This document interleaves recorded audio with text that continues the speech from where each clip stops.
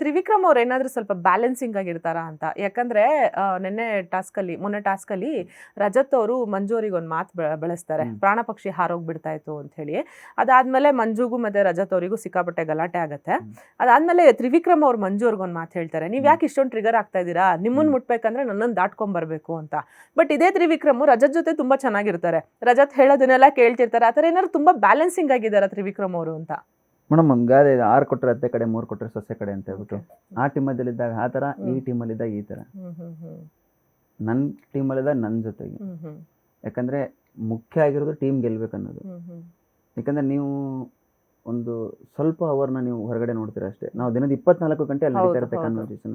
ಆ ಗೇಮ್ ಅಂತ ಬಂದಾಗ ಎಲ್ಲ ಕಾನ್ವರ್ಸೇಷನ್ ಆಗಿರುತ್ತೆ. ಬಿಟ್ಟರೆ ಮತ್ತೆ ಒಂದೆರಡು ದಿನ ಎಲ್ಲ ಸಮಾಧಾನ ಆಗಿರುತ್ತೆ, ಎಲ್ಲ ಅವ್ರವ್ರು ಚೆನ್ನಾಗೇ ಇರ್ತಾರೆ, ಏನು ತೊಂದರೆ ಇರಲ್ಲ ಆ ಥರ ಎಲ್ಲ. ಓಕೆ, ನಿಮ್ ಪ್ರಕಾರ ಹೇಗೆ ತ್ರಿವಿಕ್ರಮ್ ಅವರು ಅಂತ? ಅವ್ರೇನು ಬ್ಯಾಲೆನ್ಸಿಂಗ್ ಆಗಿರ್ತಾರೆ? ಓಕೆ, ಬ್ಯಾಲೆನ್ಸ್ ಅಂದ್ರೆ ಸ್ವಾರ್ಥ ತರದೆಲ್ಲ ಏನಿಲ್ಲ ಅವರಿಗೆ, ಅಂದ್ರೆ ಯಾವ ಸಿಚುವೇಶನ್ ತಕ್ಕನಂಗೆ ಇರ್ತಾರೆ, ತಕ್ಕನಂಗೆ ಇರ್ತಾರೆ.